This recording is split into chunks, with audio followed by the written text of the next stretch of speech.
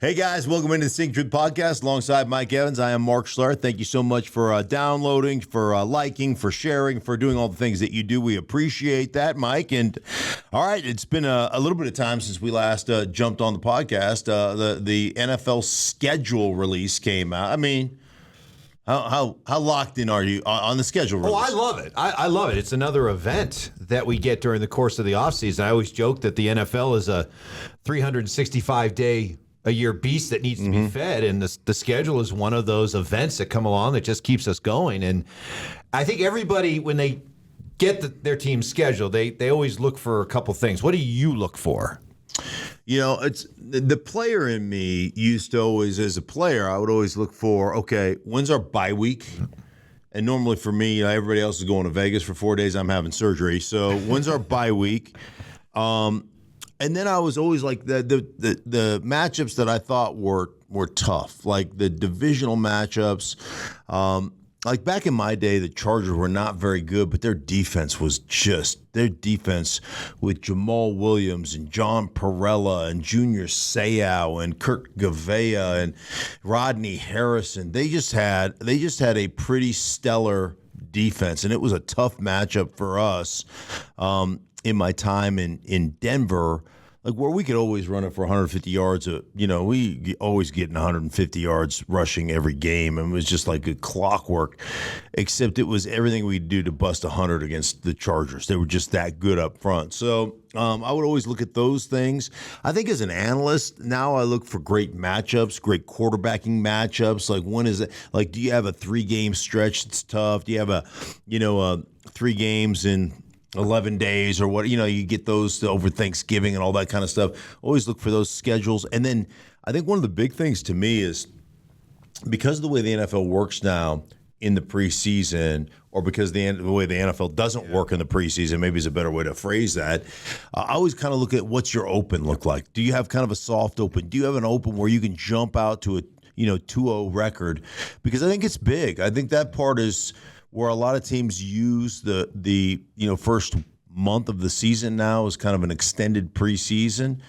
Can you come out hot early and get a jump on the competition? Yeah. How about you? Well, since we've been doing the radio show for a long time, and now you're doing your Fox games, the first thing I always look at is what games do the Denver Broncos have that are Fox games that you could end up calling. Right. So we could have fun with you calling a Broncos game. But other than that, I think as a fan, the fan in me, I look at bye weeks.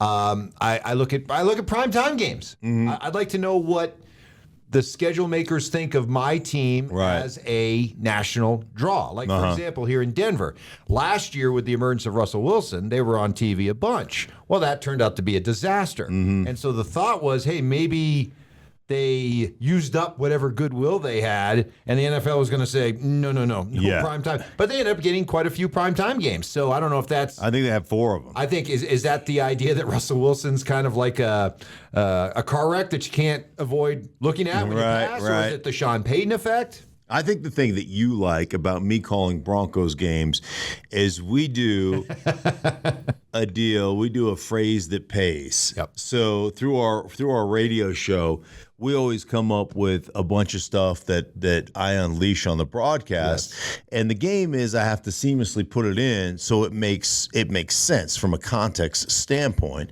It makes sense, and that the national audience wouldn't go, why would he say that? That's kind of weird, right? Right. And so, but it's our little game, and we've had over the years, man, we've had some fun. So your 2 best performances when it comes to getting the phrase that pays in is actually games that you had phrases to get in. So in my humble opinion, there's 2 that stand out. One, you had a broadcast where you tried to work in as many lyrics from 80 shows, 80 songs, into your commentary. Right. And I think you worked in like half a dozen, didn't you? I worked in 7 or 8. Yeah. So, Can you remember any of them? off the top of my head. So there was so we had snow in the morning. We were doing a game.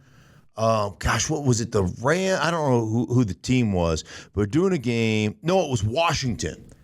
It was the Washington. It was Halloween, I think it was. Yeah, the Commanders versus the Broncos, and And so I worked in as many 80s, like I'm a big 80s, alternative music guy. So it had snowed in the morning, if you remember, and then it was like kickoff. It was like sunny and 55 or 58 degrees. And I said, well, that's, Life in a Northern Town, Snow in the Morning, which is from Dream Academy, right? Life in a Northern Town is a song from Dream Academy. Yeah. So then we ended up, I remember at the time, the quarterback was Heineke, and he comes in, and it's a tight game, which all the Broncos games are tight. Because offensively they can't score, so it's like a 16-13 game or some crap like that. And Heineke gets the ball and has a chance to drive in the last second, and it went from psychedelic furs. I go, well, you can never win or lose if you don't run the race, And so it just like all the phrases. Oh, I remember another one we put in there was. And these are all just kind of off the top of my head. We were doing kind of lineups early, and it was the two wide receivers, Cortland Sutton and Tim Patrick, both 6'5", or both 6'4", full of muscles, and just stupid stuff. But you do such a good job, and we, the radio listeners, are like, yes, he did it. Yeah, he got another one. And then the rest of the audience or the people in your truck are probably like, okay, that's kind of a curious phrase, but it's Mark being Mark. Right. But the best one was this past year. So Russell Wilson just being kooky. Russell Wilson has all these sayings that have popped up, from "Let's Ride" to "It's spicy." A lot of it was with the Subway commercials. Yes. His sandwich. He's like, "It's spicy." And here comes the airplane. Right. He's eating his. So you were charged with working in about 5 or 6 Russell comments. And the funny thing about it was, at halftime, you hadn't done any yet. Yes. Take it from there. Yeah. So I hadn't done any yet. I was looking to see if I could find the 80s list of songs, because I kept track of them, but I can't find it. So I hadn't done any, and we get done with the first half of the game, and I get a text from you, dude. what's going on, right? You haven't got any in. I was like, oh shoot, totally spaced. So then I had the second half to work them all in, and it was a work of art. It was a masterpiece. Yeah, it was. So one of them I remember is, "Here comes the airplane." He said, and so there was this long looping pass, and it was just beautifully thrown right over the top. And on the replay, you got this high arcing play. "Here comes the airplane." Just so stupid, so dumb. So if you're not a Bronco fan, you don't listen to our radio show, which, by the way, you can listen to it anywhere you like. But if ever Mark is calling a Broncos game, be listening. And if anything gets brought up that seems a little curious, or how does that exact? That knows that's a phrase it pays. Yeah. Okay. Yeah. Some other highlights from the schedule. We've got a Black Friday game now. Day after Thanksgiving, right. Black Friday is going to be the Jets and the Dolphins. And what's fascinating about this is this idea of a game right after Thanksgiving is so popular that a number of teams have put their hand up saying, we'd love to be a permanent participant in it. We'd like to be the Lions and Cowboys on Thanksgiving Day. Yeah. We'd like to be that kind of team for the Black Friday game. So now Black Friday is the day after Thanksgiving, right? It's the Friday after, yeah. Okay, you know where the term Black Friday comes from?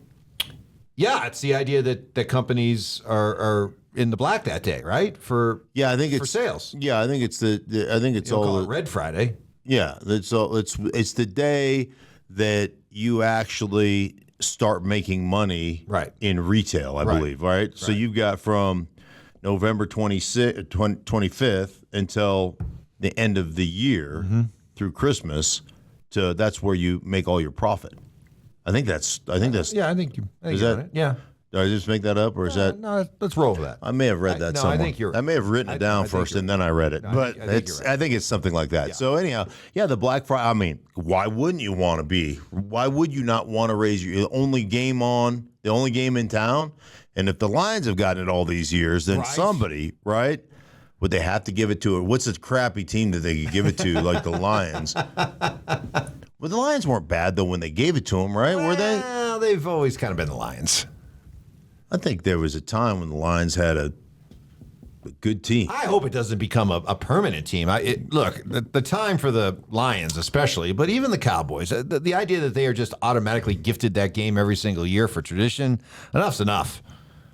Let's get some fresh blood in. I don't mind the tradition. Do you really? Yeah. Really, knowing you're going to get a Lions game every. Sorry, Lions fans, but seriously, that hasn't. And I know the Lions are expected to be better this year. They may even win the North, but come on, for a long time they've been the Lions, and we've been having to.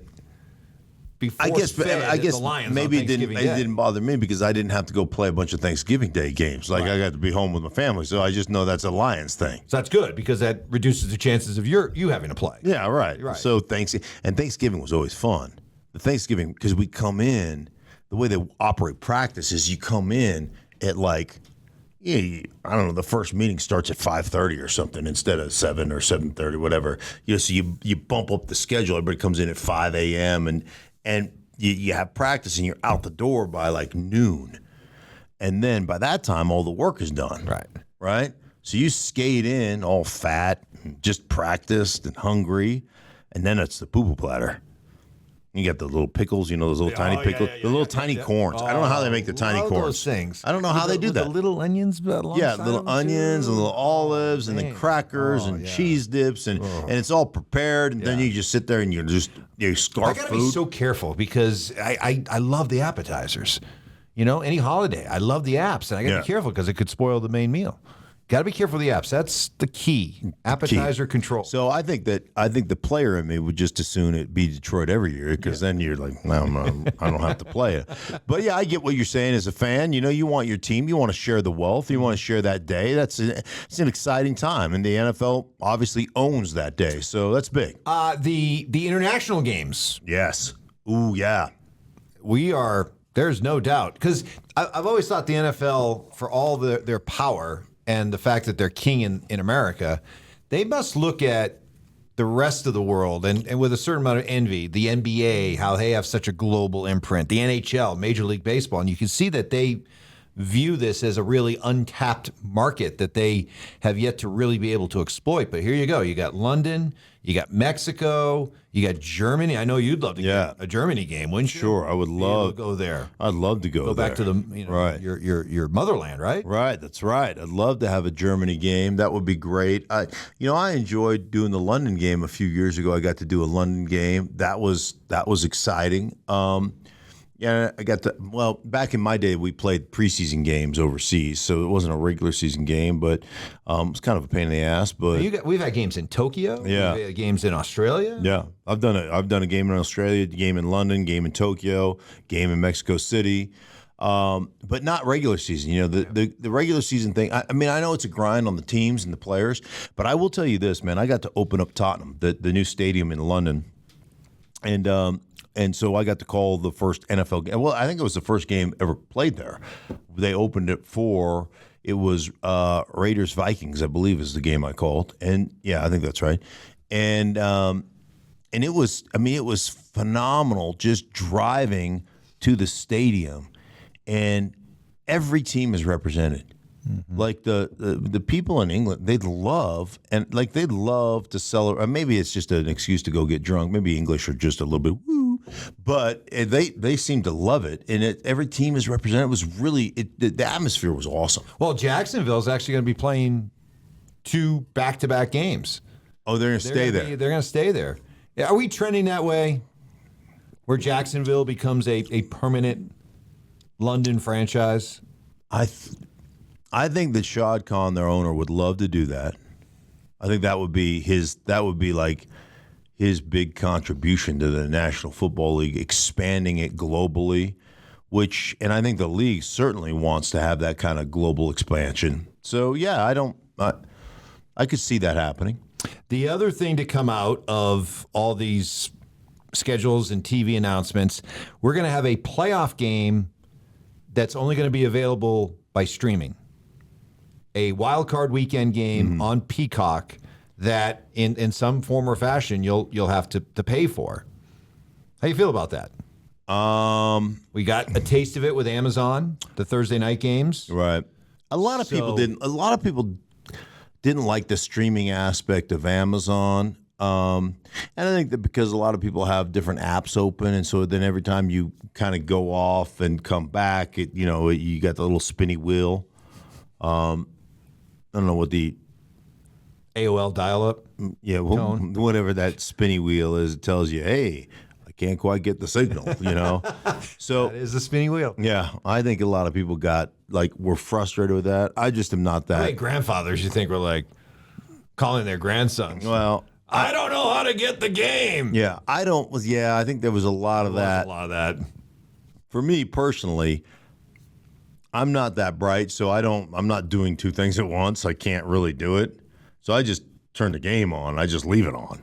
I don't feel the need to flip around and see what else is going on. Come back to it. Right, see what else is going on the interwebs. I have a 16-year-old son, so it's already in their genetic DNA about how to do all that stuff. I've got a built-in IT guy. That's right. You're like, hey, Brady, get in there. Fix this for me. Yeah, why is this wheel spinning? Are you? But yeah, I get it. Is this one of those things that it's the proverbial the genie's out of the bottle? Once you start paying or charging fans, and in some form or fashion, they are paying to watch football. Mark, am I out of bounds in saying that within 20 years, the Super Bowl could be pay-per-view? No, I don't think you're out of bounds. I mean, I think the way all these streaming platforms and streaming networks and everything, eventually, they'll all kind of consolidate into one or two streaming things, I believe. But eventually, doesn't it feel like television in general is going to go all pay-per-view? Like you just got to pick your streaming network and they're going to produce content? But I'm advancing something here that for some people it's like, no, you're telling me that football games that I've basically been able to watch for free my entire life? I mean, is that the kind of move that, we always talk about the NFL as the golden goose that just keeps laying golden eggs. Is that the one move? If you think about the moves that could perhaps kill the golden goose, is that the move? Or is the NFL so freaking just coated in Teflon, nothing sticks to them, that they could even make the playoffs, something you have to pay for, right, and people gladly say, here you go? Well, I've always said, like, my generation of NFL players grew up watching the NFL on television. So there was a sense of history. There was a sense of understanding of how we got to this point, right? We watched the league growing up. I travel around the NFL now, and I would say, and this is not a criticism, I would say that the majority of the kids that are playing NFL football right now don't have a historical sense of the league. They grew up being fans of the NFL through Madden football, through the video game. And I've always said that the game more resembles Madden football than it does, what I grew up playing. Like that, the rules are all bent toward, come on, you go play Madden football and it's all an offensive scoring. Like it's all about scoring, right? So the game resembles that a lot more than it resembles the game that I grew up with. It's throwing it on every down. And it continues to morph into that, which is fine. It's the way it goes. But I would just say follow the trend. And if the trend is the younger generation who are going to be your next group of fans are all used to, like, they've cut cable, right? They're all going, I'm buying this YouTube package and this package over here and this thing over here. And that's the way I consume content, and I consume it on my phone is where I consume majority of my content. Then you'd be foolish not to follow that trend, I suppose, if that's the group of people that are watching you. Sure seems like we're going that way. Speaking of TV, one last TV topic. Matt Ryan going into the TV booth, going to be joining CBS, although he didn't officially announce his retirement yet. So could go Jay Cutler on him. Right? Jay Cutler had a deal with Fox to go into the booth, and then Miami came calling and paid him $10 million a year, or whatever it was, to go play quarterback for him, and so he left and went back to playing quarterback. Can Matt Ryan still play? Matt Ryan can still play, but Matt Ryan, he just took another beating. Like Matt Ryan he's always been limited from the skill set of escapability and getting yourself out of harm's way. And I think that was, fairly apparent last year as well. So could he still play? Absolutely. Is he as effective as he once was? No. And kind of just another year more beat up. 28-3. 28-3 in the Super Bowl. I mean, just think about if they don't blow it. Think about how fortunes change. Right. Matt Ryan's a Super Bowl winning quarterback, probably a Super Bowl MVP. Mm-hmm. Dan Quinn is a Super Bowl winning coach. Arthur Blank is a Super Bowl owner. The Falcons are Super Bowl champs. How does everything change after that if 28-3 doesn't happen? Yeah, think about that. Think about what happened that day and how it changed fortunes. Yeah, it just changed the trajectory of careers of Dan Quinn's career, of Matt Ryan's career. Like, you're 100% right. It would have just been a completely. I mean, you never know, right? But my goodness, those are games. Like, you get a chance. Like, we were joking about how the NFL Network showed your guys' Broncos Super Bowl 32 win was on last night, and you watched some of it. But like, when I watch a replay of that Super Bowl and the Falcons are up 28-3, even knowing the result, I'm sitting there going, "There's no way they lose this." Right? Do you realize?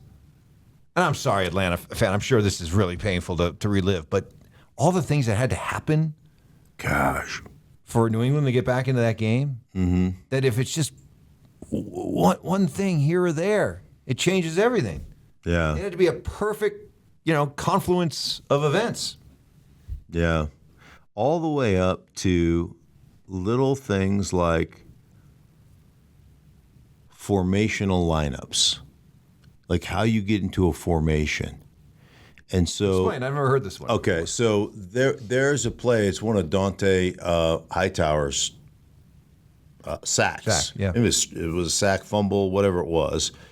But so if you're in near or far, so think about you're in a two-back offense, right? And so you have a tailback, QB, tailback.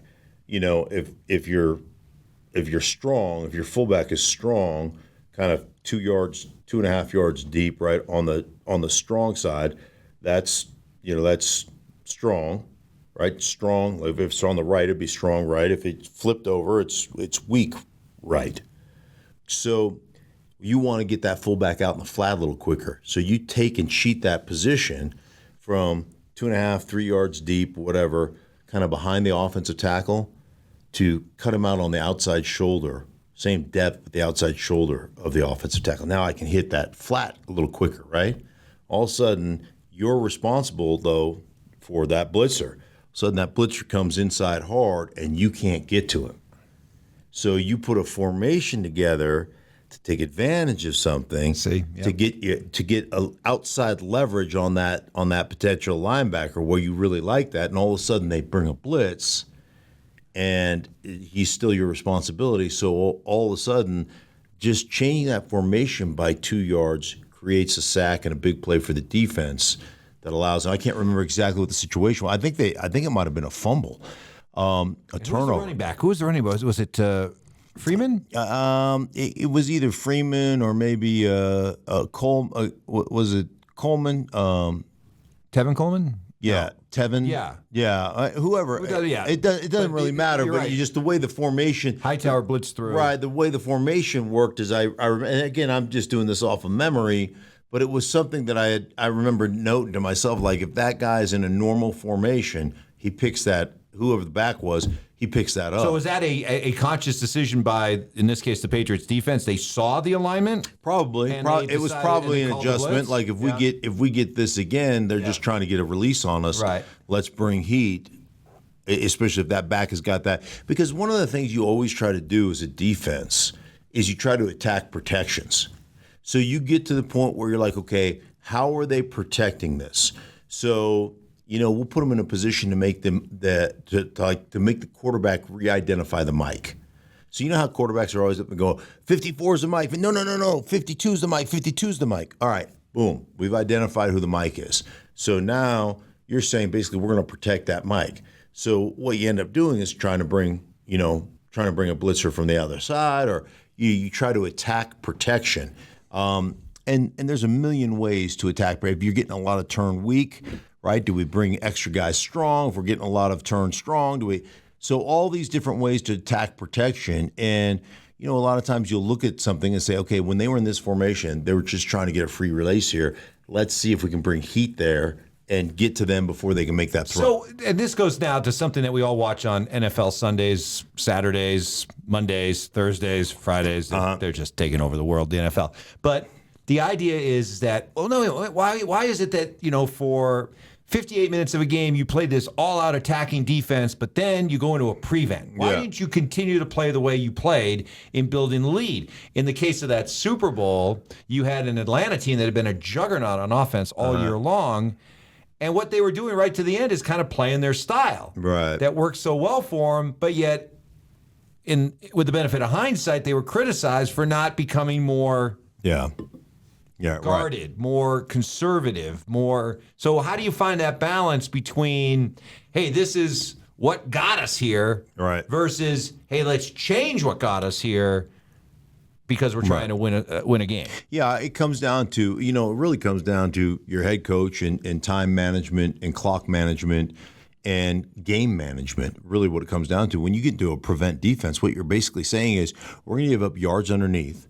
We're going to make sure we protect the edges, right?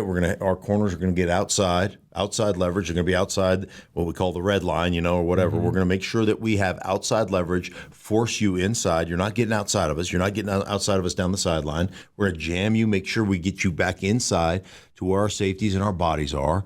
And what we're doing is we're exchanging time on the clock for yardage. So we're going to give you that underneath throw for 8 yards, but what we're going to do is eat up, we're going to eat chunks of 25, 30 seconds, right? And so we're saying, if you're going to get down the football field, we're going to give you that opportunity to get down the football field, but you're going to run out of time before you can run up the score. Yeah, but we're also giving you a chance to get into a rhythm that you haven't been in all day. Yeah, and that's the calculated risk. Other than, hey, man, all of a sudden we bring that blitz we brought 3 times, and you guys hit that slant, and boom, you go 80 yards because there's nobody there. So it's kind of that risk-reward aspect of it. And what then does the player in you think is the best way to do it? The player in me always wants to be aggressive, but this is why understanding how to run the ball, like there's an aggressiveness to that. Like I always say that really understanding how to run the ball is – you have to be able to run the ball in a situation in which everybody knows, the other team knows, the coaches know, the players know, your fans know.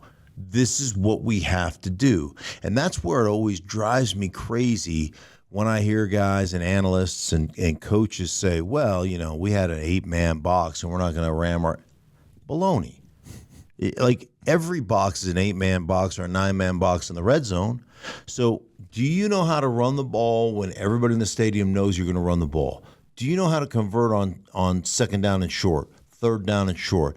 Do you know how to run the ball in the red zone? Do you know how to run the ball in short yardage and goal line?